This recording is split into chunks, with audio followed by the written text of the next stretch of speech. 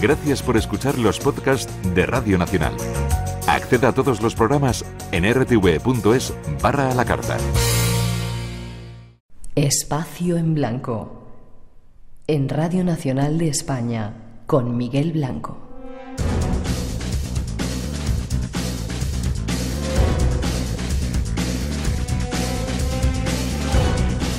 Faltan algunos minutos de las 3, las 2 en las Islas Canarias. Recordar que hay que cambiar la hora.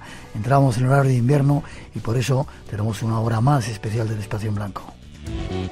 Es de nuevo el tiempo de los misterios. Aquí estamos en Radio 1, Radio 5, en la radio online, en cualquier parte del mundo que quieras escucharnos, o a través del podcast, disfrutando de este tiempo de los misterios en el Espacio en Blanco.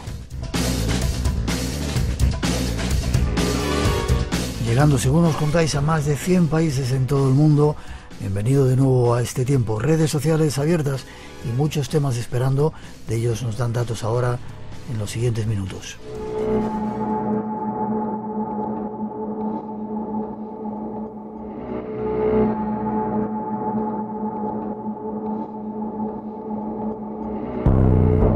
De un tiempo a esta parte se ha puesto de moda el turismo, un turismo diferente que nuestra siguiente invitada, nuestra compañera, ha llamado Turismo Dark. Escribió un libro hablando de ello y nos vamos hasta Barcelona a saludar a Miriam del Río. Buenas noches, Miriam.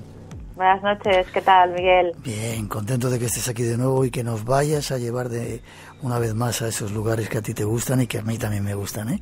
Claro. El libro, ¿cómo se llamaba? Turismo Dark se llamaba.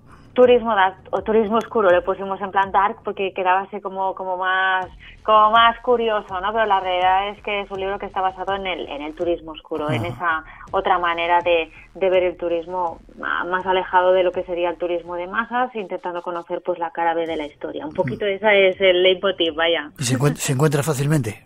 Sí, se puede encontrar en la Snack, en Casa de Libros, está en Amazon también. Y bueno, es un libro que para aquellos que quieran buscar o quieran realizar un tipo de turismo diferente, yo creo que es una muy buena opción, sobre todo ahora que no podemos viajar tanto y que lo que hacemos es, pues desde la comodidad del sofá, con libros como este, pues nos trasladamos alrededor del mundo, ¿no? Que eso es lo que ahora nos mueve, ¿no? La imaginación, Soñar. los recuerdos, los viajes de lo que solíamos hacer, Miguel. Sí, señor. Pues vamos a hacerlo también contigo, si te parece. El sonido también ayuda a ello. Y creo que nos vas a llevar, déjame que ponga un puntito aquí, a una casa extraña en Nueva Orleans. Sí. La de Madame Lalaurie. Sí, correcto, qué bien pronunciado. Bueno, todavía me acuerdo un poquito del francés. ¿Dónde está? Cuéntame un poquito.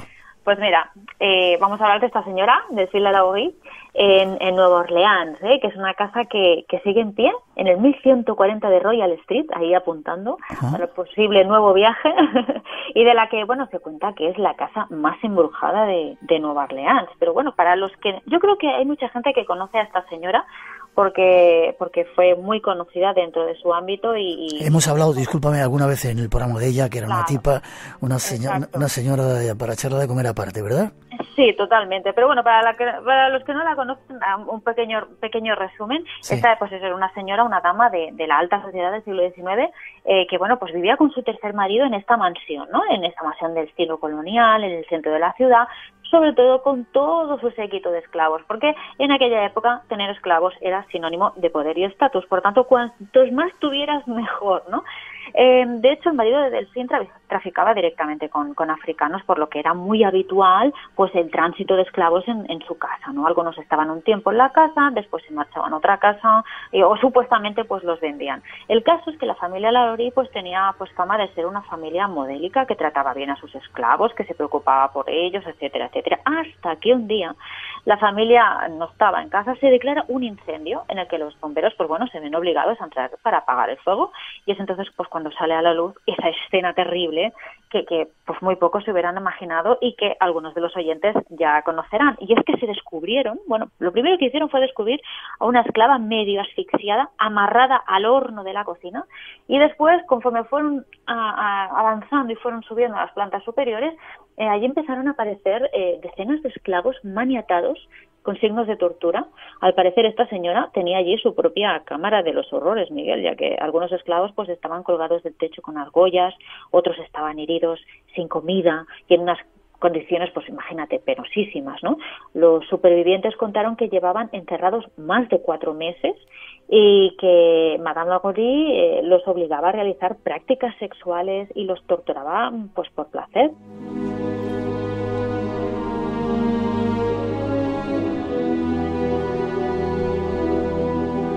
Tremendo personaje, la Marie Delphine. Tengo aquí que cuenta una leyenda que una pequeña de 8 años que servía en su casa, la estaba peinando, la provocó un tirón en el pelo y ¿qué la hizo la coleguita?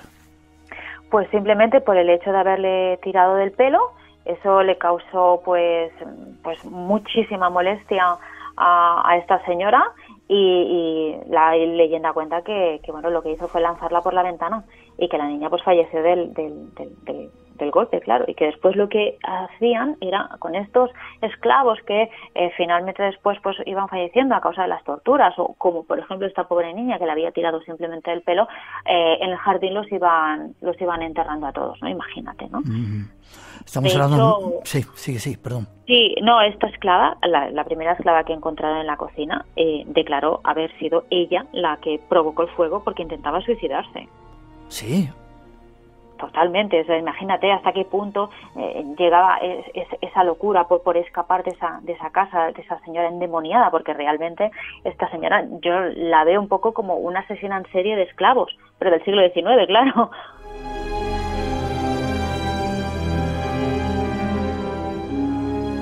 Se descubrió todo, Miriam, cuando hubo ese incendio y fueron a apagarlo, ¿no?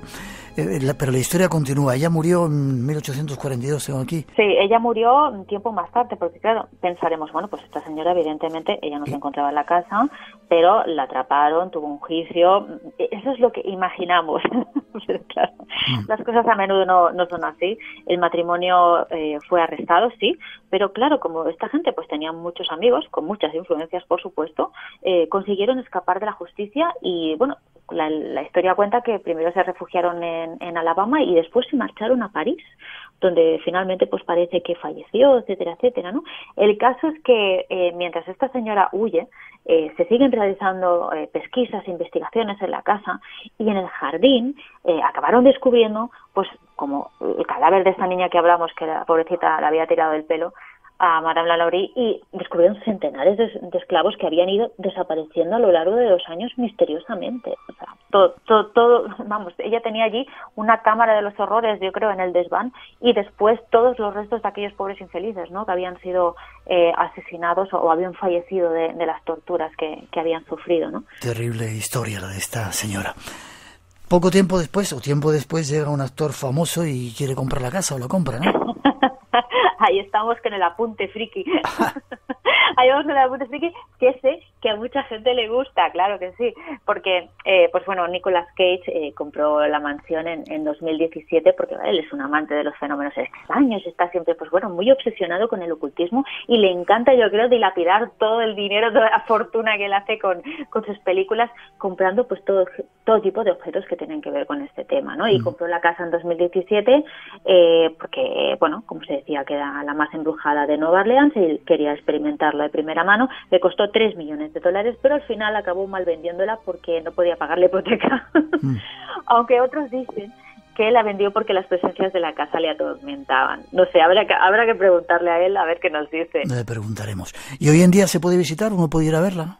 No, es una casa que desgraciadamente no se puede visitar porque, bueno, desde el momento en que Delphine huye a Europa, la casa queda abandonada, prácticamente en ruinas, hasta que en 1888, pues bueno, se restaura, etcétera, etcétera, se le van dando nuevos usos, imagínate, desde bar hasta refugio de delincuentes juveniles, imagínate, pero al final, en la actualidad, hoy en día, es una casa privada, la acabó comprando, después de Nicolas Cage, la acabó comprando un magnate de Texas, y bueno, digamos que es su residencia privada y no se puede acceder al interior, claro. Pero bueno, la realidad es que yo no sé si me atrevería a vivir en una casa así, porque ahí debe haber todo tipo de presencias extrañas y todo tipo de sensaciones para nada agradables, creo yo, ¿eh? Debe ser tremendo, sí.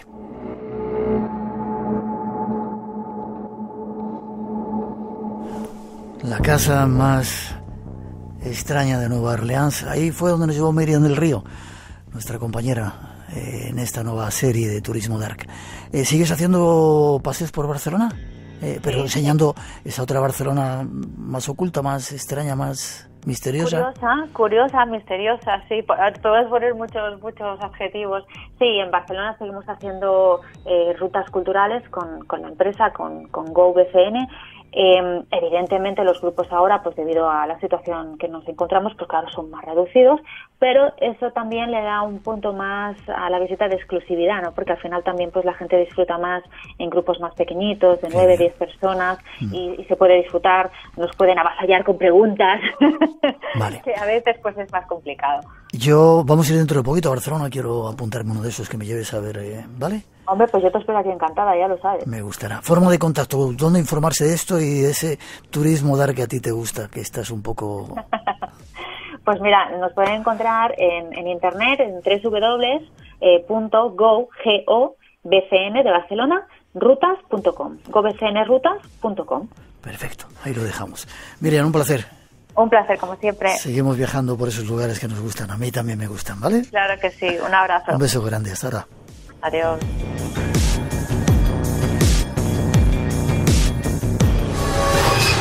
En Radio Nacional, el misterio continúa. Un viaje por nuevos universos a la búsqueda de respuestas. Espacio en Blanco, con Miguel Blanco. Un saludo desde el monasterio de Montserrat, con las campanas al fondo, envuelto de niebla, es precioso. Haciendo tiempo para escuchar esta madrugada Espacio en Blanco. Un abrazo a todos los blanquitos. Y seguimos con un nuevo tema inquietante que llega ahora. Tras esa introducción, lo ofrecen nuestros compañeros.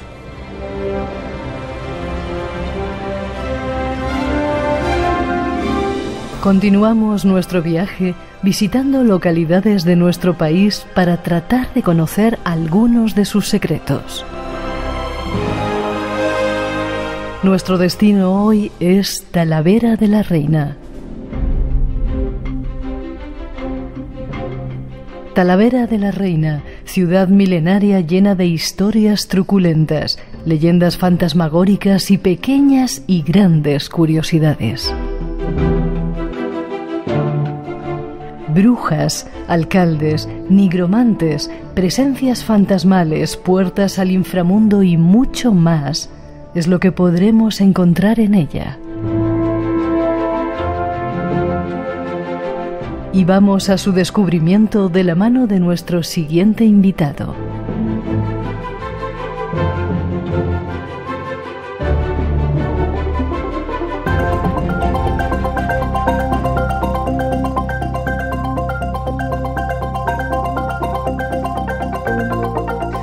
Seguimos con nuestro afán de descubrir algunos de los lugares de España que, rascando un poquito, enseguida salen montones de cosas que tienen que ver con el ocultismo, con las cosas de misterio que aquí tocamos. Y nos vamos con un nuevo invitado, Daniel Moral Pérez. Buenas noches, Daniel. Buenas noches, Miguel. ¿Cómo estás? Pues muy bien, encantado de estar con vosotros. Licenciado en Historia, miembro de la Asociación Ocultura de Talavera de la Reina. Efectivamente, soy uno de los miembros fundadores de la asociación. Talavera, ¿por qué Talavera? Tengo muchos amigos, algunos amigos ahí, gente muy querida por mí, y como en casi todos los sitios del mundo, de España, dicen, no, esto es el centro de la península, el centro de... ¿Por qué Talavera de la Reina? Bueno, yo soy talaverano. Y... También dices que es el centro de todo, entonces. Bueno, los talaveranos somos muy reivindicativos de nuestra tierra. Somos una tierra un poco... olvidada, ¿no? A la sombra de Toledo. Hay que ser sincero, ¿no? Es una ciudad grande, pero siempre hemos estado a la sombra del Gran Toledo, por supuesto. Y bueno, pues el que es talaverano se siente orgulloso de ser de aquí, claro. Ya. Y te dio por escribir un libro o un tratado, yo ya no sé cómo llamar esto, de todas las cosas misteriosas y sobre todo supongo que muy desconocidas para los talaveranos, ¿no? Sí, a mí siempre me han interesado mucho estos temas. Y tuve una etapa laboral en el que trabajé en el Museo Etnográfico de aquí de la ciudad. Sí. y pude empaparme de muchas historias, leyendas, curiosidades de la ciudad. Así que empecé a escribir, empecé a recopilarlas y además vi que no había un libro, hay un solo libro, pero no que recopile todo esto en un solo formato. Así que me puse con este proyecto y esto es lo que ha salido. Vamos a descubrir alguno, ¿te parece? Perfecto.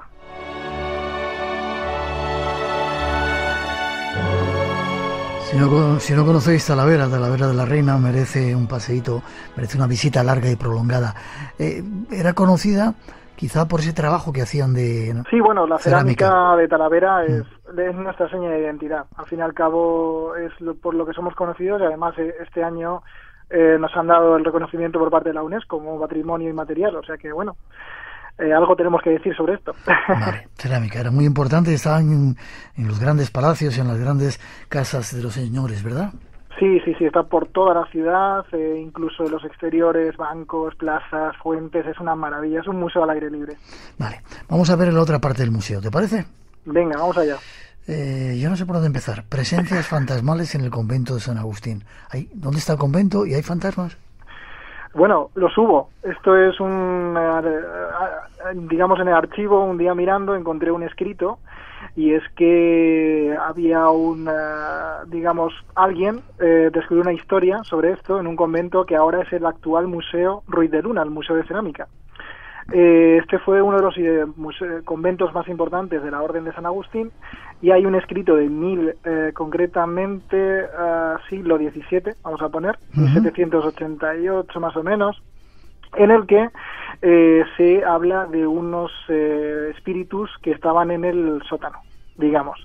Así que los frailes escuchaban ruidos, escuchaban voces, y en una mañana de Maitines, el prior del convento fue el que bajó solo, dijo a los demás frailes que se quedasen en sus celdas, y este señor bajó y no se sabe qué hizo, pero consiguió que desapareciesen esos golpes, esas sombras y esos ruidos que sonaban abajo en el sótano del convento. ¿Y se sabe quiénes eran o quién lo provocaba?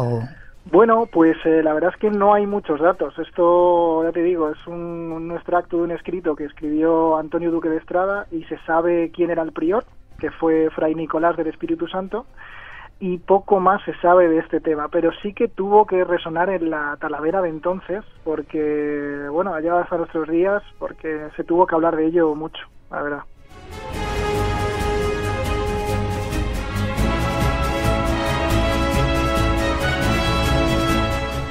Me dicen que me acuerde de la historia del videoclub de Talavera de la Reina. Sí, bueno, eso salió en Espacio en Blanco. Sí, por eso. Vale. Vamos más antiguos. Brujas y hechiceras. ¿Había brujas y hechiceras en Talavera de la Reina?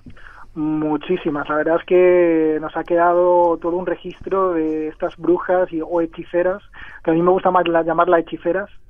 Ha quedado un registro bastante amplio de todas ellas, de lo que hacían, sobre todo las denuncias que había, ¿no?, a la Inquisición, a la Santa Hermandad. Y hay historias increíbles. Y te puedo adelantar también, ¿sí?, que no solo tuvimos hechiceras o brujas, sino que tuvimos hasta un señor que fue brujo y que fue alcalde de la ciudad. Eso quería que me contaras ahora. ¿Todavía hay datos de esas brujas que existían por ahí? Hechiceras, mejor llamarlas hechiceras. ¿Se encuentran fácilmente esos datos? ¿Crónicas de ellas? Sí, hay leyendas y crónicas bastante sencillas de ver, es cuestión de ahondar también un poco en los archivos y en los escritos antiguos, y sí, incluso ya te digo, no solo los nombres y las sentencias que tuvieron, sino lo que hacían. Por ejemplo, un ejemplo rápido era Catarina Sánchez, que invocaba al diablo cojuelo en la iglesia de San Andrés todas las noches para atraer al ganado y a los marranos de aquella época, pues a los cerdos, a las vacas, de la gente pudiente de Talavera, para que le revelasen todos los secretos. ¿Y lo conseguía? Yo creo que sí.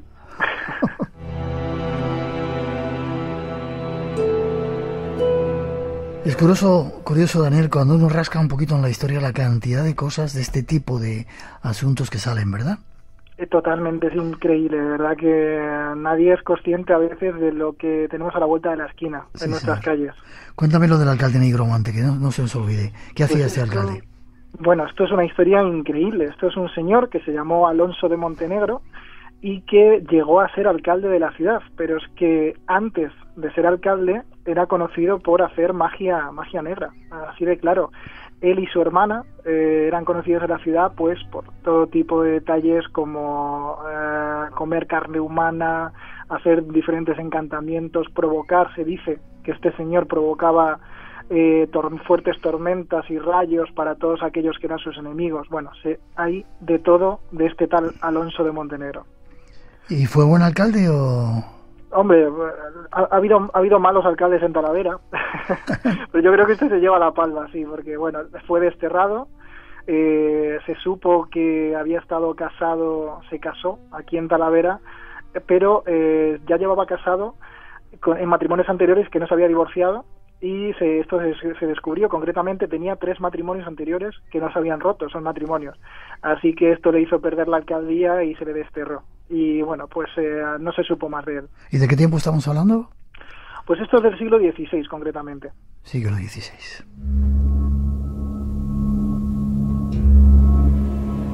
No podía faltar que hubiera un primero en algo, el primer pirata. ¿También salió de ahí, de Talavera de la Reina? Bueno, siempre hay dudas, ¿no? Pero es verdad que su nombre ha pasado a la historia como Bernardino de Talavera. O sea que, bueno, entendemos que será de aquí de la ciudad. Todo el mundo le sitúa en Talavera de la Reina. Y se ha llevado la fama de ser el primer pirata, digamos, oficial, de dedicarse a la piratería de la historia, por lo menos en esos viajes famosos que hubo al Caribe, ¿no? Sí, anduvo por el Caribe. Sí, él estuvo en el segundo viaje a las Américas con Cristóbal Colón.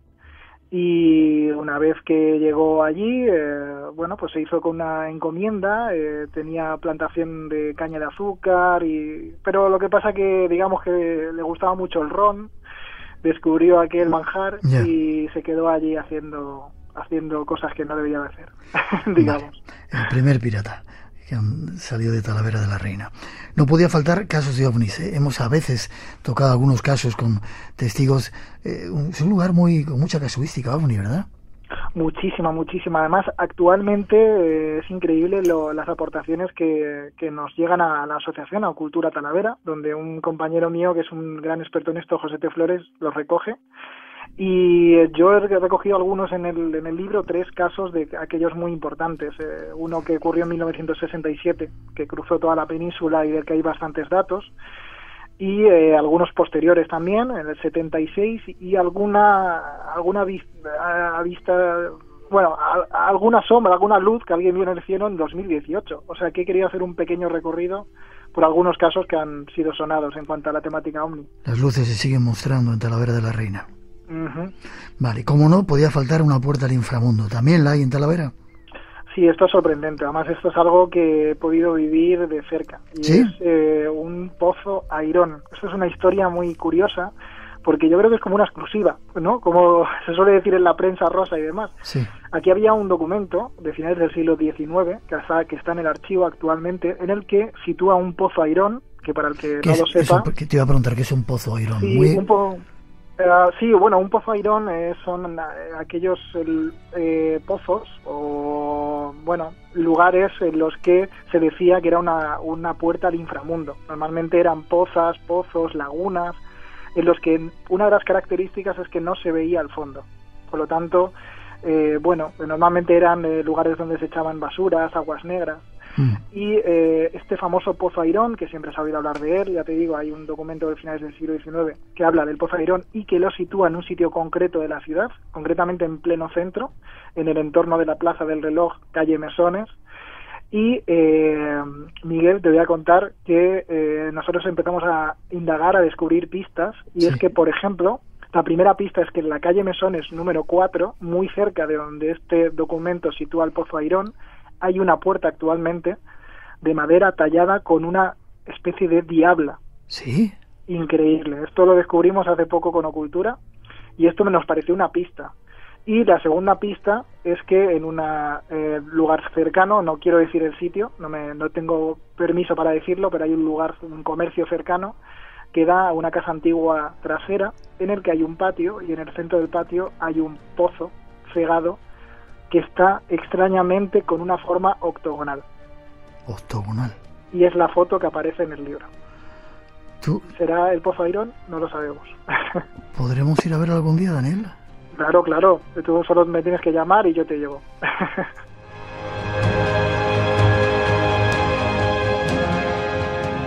Espacio en Blanco. Cada madrugada de sábado a domingo, la magia del misterio te espera en Radio Nacional de España. Y esta noche descubriendo lugares misteriosos de Talavera de la Reina. Atlantes y túneles subterráneos es otro de los capítulos que tienes en ese trabajo que has hecho. ¿Tiene que ver con esos túneles también, con el pozo, o es otra cosa? Bueno, eso, sí, podría tener algo que ver. Talavera, como otras ciudades, hay túneles subterráneos, ¿no?, que conectaban, pues, sobre todo lugares eclesiásticos entre ellos, y hoy en día se pueden ver varios túneles de esos que están cegados. Y pues a raíz de estos túneles siempre ha habido muchas leyendas, y una de las leyendas es una que trata sobre los atlantes, ¿no? Es una leyenda que, bueno, ahí queda, ¿no? Yo la he metido en el libro y algunos se las pueden creer o no se las pueden creer, que los atlantes llegaron a través de los túneles y el río Tajo hasta Talavera. Pero bueno, hay una leyenda muy interesante que la sitúa después de la Guerra Civil, y es que 2 niñas se metieron dentro de estos túneles, y cuando habían recorrido unos 200 metros, de repente vieron a 2 seres extraños, muy pálidos, con ojos rojos, muy reflectantes, y la leyenda cuenta que de repente, a un grito de estos seres, todo se empezó a inundar, y dicen que las aguas las arrastraron hasta un cerro cercano, en el que las 2 niñas pues murieron. Y bueno, pues la leyenda cuenta que estos seres eran atlantes.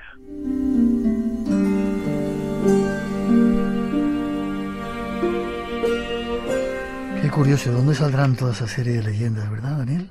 Es muy curioso. Luego, indagando, es cierto que este tipo de leyendas también se cuentan en otros lugares, hay que ser sincero. Pero bueno, en nuestra leyenda, digamos, por llamarla nuestra propia de aquí de Talavera, pues tenemos el ápice de que tenemos unos túneles que existen de verdad, y que está nuestro río Tajo aquí como padre de la ciudad, que le da un poquito de legitimidad, ¿no?, a esta leyenda tan bonita, entre comillas, no trágica, pero también bonita. Vale, nos vamos a la iglesia de Santa María la Mayor. ¿Una esvástica allí? Sí, hay una esvástica en una de las columnas. La iglesia de Santa María la Mayor es la iglesia, por importancia, quizá la más importante, valga la redundancia, de la ciudad. Y hay que fijarse en las columnas, los sitios un poco más desapercibidos, porque hay marcas de cantero. Hay marcas de cantero, normalmente pues de cuando se construyó la primera parte, en la que vemos, por ejemplo, corazones, peces, y vemos una esvástica perfectamente tallada en la piedra. ¿No sería una marca del cantero normalita, que no tiene nada que ver? No tiene nada que ver, pero llama mucho la atención. De hecho, siempre ha habido rumores de la ciudad de que se ha hecho esa marca posterior, y bueno, pues con la relacionada con nazis y demás.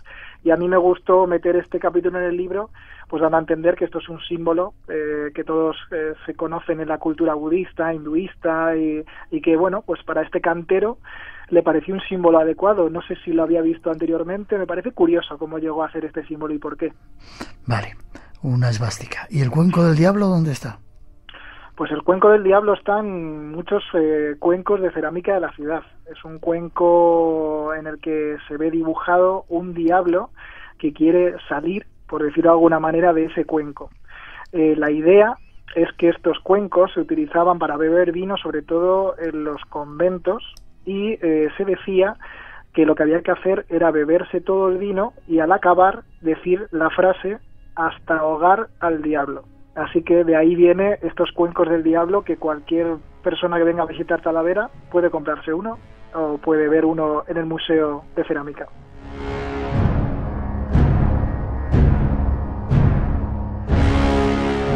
Casi terminando este mini recorrido por Talavera, yo lo que te propongo, o sea, me gustaría que nos llevaras de vez en cuando, o algún día, cuando vayamos por ahí a ver esos lugares, ¿vale?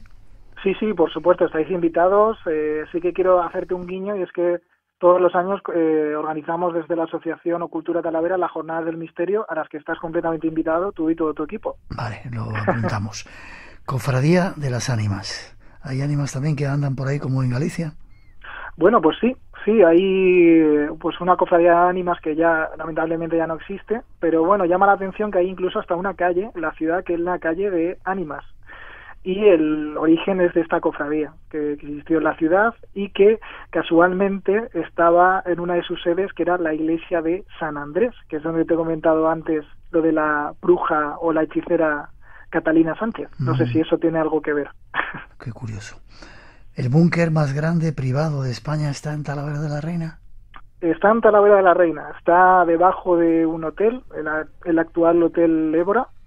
Y esto es muy curioso porque el constructor o la persona que diseñó el hotel lo hizo en torno a los años 80, primeros 80, cuando estábamos en plena Guerra Fría todavía, ¿no?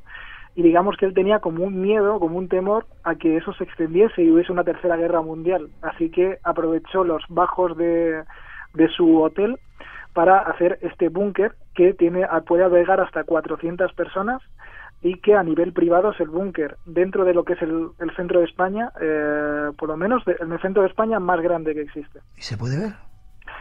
Sí, estamos ahí en ello, ya nos han dejado verlo una vez, pero bueno, sí, hoy en día es un garaje, pero sí que se mantienen todos los cámaras de desintoxicación, todo se mantiene. A ver si podemos ir a verlo. Muy bien.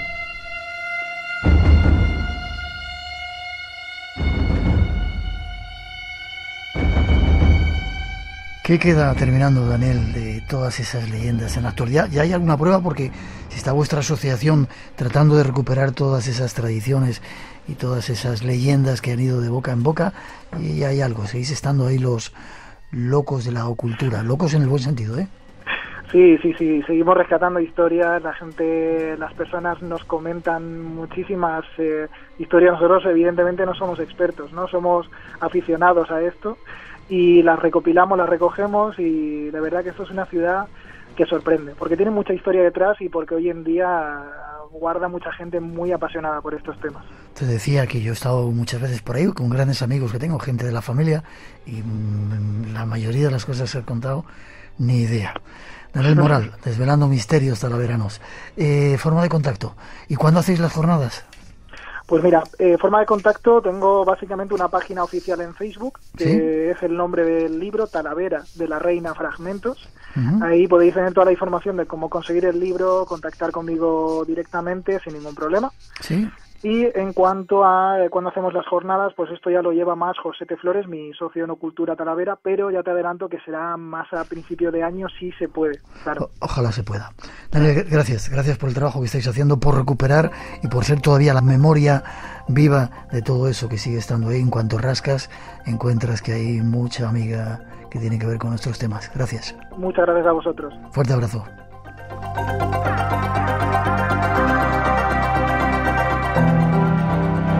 Mami, ¿qué es eso del misterio? Mi niña, es un mundo mágico lleno de enigmas que todos deberíamos conocer algún día. Existen muchos mundos desconocidos. No solamente existe lo que se puede medir, lo que se puede tocar y lo que se puede ver con los ojos físicos. Las personas se hacen mejores personas cuando conectan con el misterio. Conecta con nosotros. Espacio en Blanco. Tu cita con lo desconocido. En Radio Nacional, con Miguel Blanco. Desde Fushimi Inari, Kioto, Japón. Así suena, al mediodía de un día de agosto. Soy Julio Rodríguez y este es un audio para Espacio en Blanco. Los amigos que nos escuchan desde Japón, ya lo decíamos.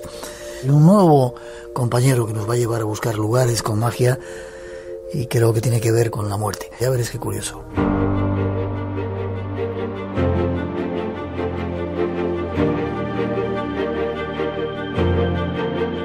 Con esta música de Iván Palomares nos vamos en busca de la magia con nuestro compañero Daniel Landa. Buenas noches, Daniel. Buenas noches, Miguel. Qué bonita la música, ¿eh? ¿Cómo te llevan? Se anima siempre, ¿verdad? Sí. ¿Dónde nos llevas hoy? Hace poco estábamos pasando frío en el fin del mundo, ahí en el estrecho de Bering. ¿Hoy dónde nos vas a llevar? Es verdad. No, hoy vamos a un sitio calentito, cálido. Sí, tropical. Hoy nos vamos a Costa de Marfil, que dentro de nuestra ruta atlántica yo diría que fue posiblemente el gran descubrimiento, ¿no? El país donde las historias se dispararon con más fuerza, y es lo que vamos a contar hoy. Pues vamos en busca de la magia a ese lugar, a Costa de Marfil, a ver algunas ceremonias y a conocer algunos de sus misterios. Según los datos que tengo aquí, Daniel, Costa de Marfil, 66 etnias diferentes viven en el país. Sí, a ver, en África en general es un gran puzzle de etnias, de tribus, de clanes que a la vez se subdividen, ¿no? Y es muy difícil seguir un poco la clasificación de todas estas etnias, y Costa de Marfil es uno de los ejemplos claros. Hay muchas etnias que se dividen en realidad en 4 grandes grupos, y nosotros visitamos algunas de las tribus que pertenecen a esos grupos, ¿no? Entonces no voy a marear con nombres y clanes y subgrupos étnicos, pero sí que es verdad que esa variedad, luego cuando uno recorre el país, te da también una variedad, un crisol de cultura, de forma de ver la vida, de bailes diferentes, ¿no? De matices que es muy enriquecedor, y a nosotros nos fascinó, la verdad. Magia pura. Magia pura, sí. En Costa de Marfil especialmente. Los Akanes, tengo de aquí los Mandés, los Gur y los Crow. Vamos a Silacoro. ¿Qué es esto de Silacoro? ¿Una charca? Mira, Silacoro en realidad es un pequeño poblado, ¿no? Además, a mí, me llamó mucho la atención porque nosotros íbamos a visitar, digamos, lugares emblemáticos para las culturas, porque representan unos bailes que luego han tenido cierta popularidad en todo el país, incluso en África. Y bueno, uno piensa que va a un lugar, pues va a ser un pueblo grande, una ciudad donde hay algo. Y eran pequeñas aldeas a partir de las cuales surgen pues algunas de las ceremonias más acrobáticas, pintorescas y mágicas que uno puede imaginar. Y Silacoro es uno de estos pequeños pueblecitos donde cuando uno llega no espera gran cosa, y luego pues te da la vuelta y te sorprende absolutamente, ¿no? Y supongo, Daniel, que para llegar a esos sitios no habrá carreteras asfaltadas, ¿no? Caminos. No, allí normalmente son caminos, ¿no? Nuestra máxima siempre es intentar salirse del camino, porque las historias más interesantes están un poco más allá, ¿no? Es muy importante, también es verdad, contar con un buen guía, ¿no? Para mí es clave, sobre todo para nuestros documentales, contar con esa persona que entiende el concepto de lo que estás buscando. Y desde luego Gilbert, que era la persona que nos guió por Costa de Marfil, luego Daniel, un tocayo mío que también nos guió por la parte oriental. Fueron 2 guías magníficos y entendieron perfectamente lo que buscábamos, y nos llevaron al corazón de la cultura de Costa de Marfil, representada en sus tribus, ¿no? Y allí había una charca sagrada donde había siluros, esos peces barbudos gigantescos. Bueno, es que, fíjate, allí lo que es la alegría, yo te diría la juerga, ¿no? El africano es una persona muy susceptible a la risa fácil, a la juerga, a la fiesta, pues todo eso les encanta, y a la vez lo mezclan todo con temas muy trascendentales, muy mágicos, ¿no? Muy animistas. Entonces, en Silacoro, en este pueblo, entre unas ceibas enormes, muy bonitas, había una pequeña charca donde había unos siluros. Entonces, a mí el jefe de la aldea me acompaña, porque ese es un lugar sagrado, y ahí pasó una de esas cosas que uno lo piensa y me estoy metiendo en un lío, los problemas de comunicación, ¿no? Y es que en esa charca viven unos peces que son sagrados para ellos, estos siluros que tú decías, y cada vez que un pez muere alguien en la aldea. ¿Sí? Por lo tanto, sí, ellos te aseguran que si muere alguien, desde luego el poblado se echa las manos a la cabeza porque algo va a pasar, ¿no? Y por lo tanto ellos lo cuidan, pues imagínate, ¿no? Pues con todo el mimo posible. Y entonces le estaba dando de comer un poco de pan a los siluros, y yo con mi francés, que es bastante básico, intenté decirles, oye, pues sí, tienen que comer los peces para que no pase nada raro. Digo, vamos a ver, tienen que comer. Y entendían que nosotros queríamos comer uno de esos peces. Wow. Y entonces, él puso un gesto diciendo, ¿cómo? Pues eso es un problema, ¿cómo vas a comer? No, que si yo insistía, que si no, hombre, así que tienen que comer el pan para que esté... Y al final, cuando conseguimos desenredar el malentendido, pues bueno, el alivio y ahí se calmó, pero claro, tú le ves ahí te das cuenta también que pocas bromas, o sea, él está hablando de una cosa que es sagrada, evidentemente muy respetable, pero bueno, uno tiene el francés que tiene y te lleva a estos malos entendidos, ¿no? Y entonces, bueno, cuando ya alimentamos a los siluros, se aclaró ese problema, nos invitaron a una ceremonia que es en realidad un baile donde participa toda la aldea, que eso es lo mágico, ¿no? Cuando hablamos aquí de magia. Y es que en África tú vas a una fiesta, a una ceremonia, y todo el mundo se entrega, ¿no? Y en esta aldea de Silakoro, donde están los Dan Yakuba, que es una etnia formidable, fabulosa, siempre con una actitud muy jovial, muy alegre, bueno, pues se pusieron a bailar las mujeres, nos rodearon, se llevaron a Camila, que es nuestra productora, bailaron con ella, bueno, pues, y además todos vestidos y con máscaras y con pinturas, ¿no? Y entonces, en medio de la ceremonia surge la máscara de la justicia. Esto es una tradición que tienen los Dan Yakuba. Esta máscara va en zancos porque simboliza el equilibrio, la fuerza, ¿no? Y de lo que es la justicia. Y normalmente lleva una máscara totalmente negra, sin los ojos, no se le ve el rostro, ¿no? Un poco como la imagen de la justicia aquí, que es ciega, ¿no? Que juzga a todos por igual. Y para nuestro asombro, en un momento determinado se puso a danzar esa máscara, dando prácticamente saltos mortales, estamos hablando en zancos, ¿no? Es imponente verlo, y con la máscara y con las trenzas. Bueno, pues en una de los bailes, de las danzas más bonitas que haya visto ya en África.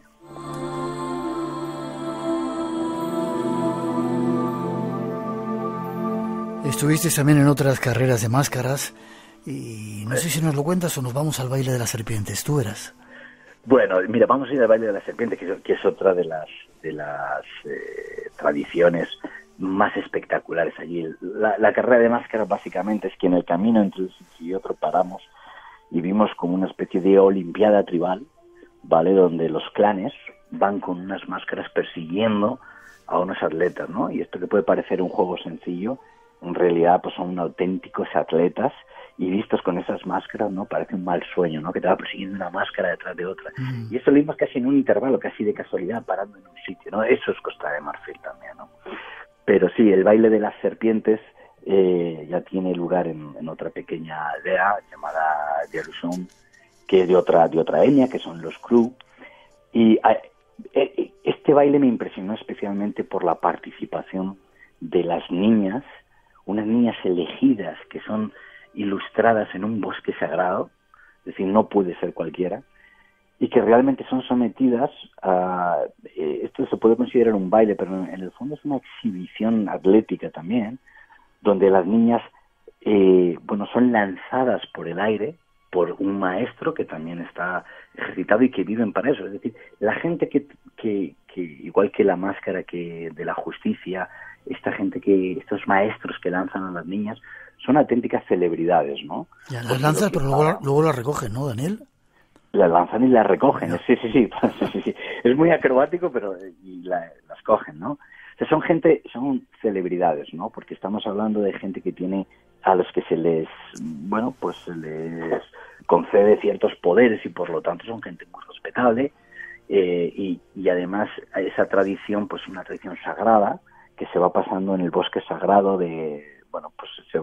ahí es donde se hacen las elecciones de quién está capacitado para este tipo de cosas, ¿no? Es decir, hay detrás toda una leyenda. Y cuando tú ves a esas niñas, que además son de una fotogenia increíble, yo recuerdo que muchas de las fotos que tenemos, que todos más contentos estábamos, son de estos bailes, ¿no? Porque las niñas se quedan inmóviles mirándote, mueven solo la cabecita imitando a la serpiente, porque ellas, se entiende que tienen la virtud de las serpientes, ¿no? Y por lo tanto tienen la flexibilidad de la serpiente y la fuerza de la serpiente. Por eso las van lanzando, las agarran de los pies. La verdad es que no es agradable en algún pasaje, porque las van dando vueltas con los pies a una velocidad tremenda, y para mostrar la virtud del maestro y el valor de la niña, las pasan a pocos centímetros de los bordillos de columnas que la estrellarían de otra manera, ¿no? Entonces, bueno, la verdad es que sobrecogen estos bailes, ¿no? Y todo ello, pues con música de tambores, con otra mascarada y máscaras que están animando esta ceremonia, ¿no?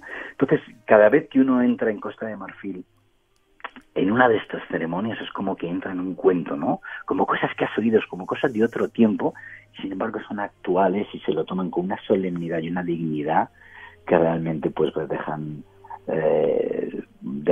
al espectador, al visitante atónito, ¿no? Ante tal espectáculo. ¿Esto lo vamos a ver en Atlántico? Sí. Además, mira, estos dos bailes, si alguien luego tiene la oportunidad de verlo, bueno, pues es mucho más bonito, más visual que el hecho de solo contarlo, ¿no? Pero creo que además, bueno, pues para nosotros fue uno de los ítems más importantes, primero del capítulo y de la serie, porque creo que además representa lo que es esa alegría, esas danzas de los espíritus, de alguna manera, que es el nombre del capítulo donde sale esto, que es África entera.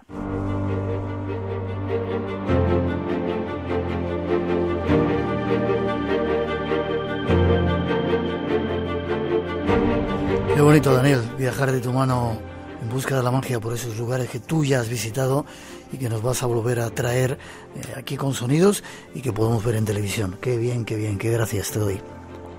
Pues gracias a vosotros por permitirme también este ratito contarlo, ¿no? Contar lo que a veces las cámaras no consiguen. No captan, ¿verdad? Exacto, yo las cuento aquí encantado en la radio. Para nosotros es un placer. Forma de contacto contigo y dónde podemos ver esos documentales que hacen, que yo recomiendo siempre a nuestros oyentes, si no lo han visto, que lo hagan. Pues mira, Atlántico, que es lo que hemos contado hoy de estas danzas de Costa de Marfil, muy pronto en la 2 de Televisión Española podéis verlo. Y bueno, pues el resto de series, Pacífico está ahora en Amazon Prime. Y si alguien quiere saber algo más, ver fotografías o ver la parte que no se grabó, también podéis ver en Instagram documental_Atlántico. Perfecto, ahí están los datos. Y tengo muchas ganas de que nos lleves a Mauritania, Chinguetti, la 7ª ciudad santa del Islam. Exactamente. Qué sitio, ¿verdad? Pero tendréis que esperar un poquito. Daniel se toma ahora... hacemos un poco las maletas, las rehacemos y seguimos viaje. Te deseo lo mejor, fuerte abrazo y seguimos en contacto. Fuerte abrazo, que no paren los viajes. Sí, señor. Chao. Que la magia sigue estando ahí. Hasta prontito. Hasta pronto.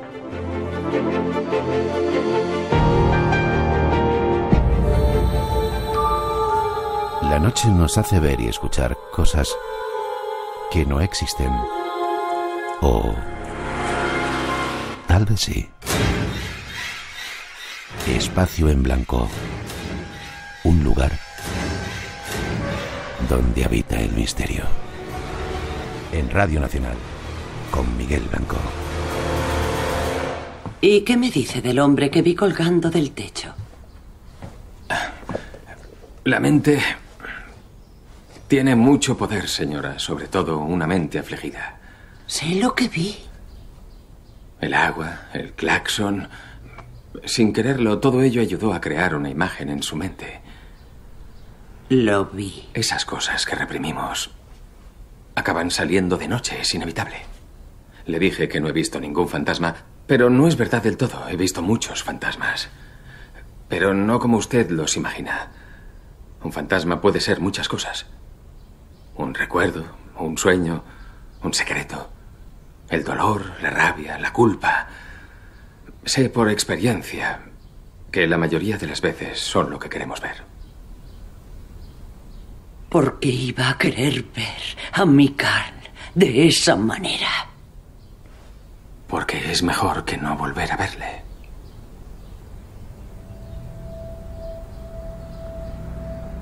Casi siempre un fantasma es un deseo.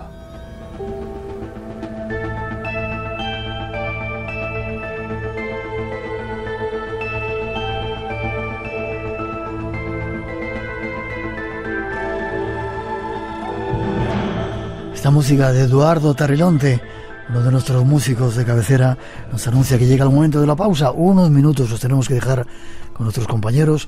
Llega la actualidad de las 3, las 2 en las Islas Canarias.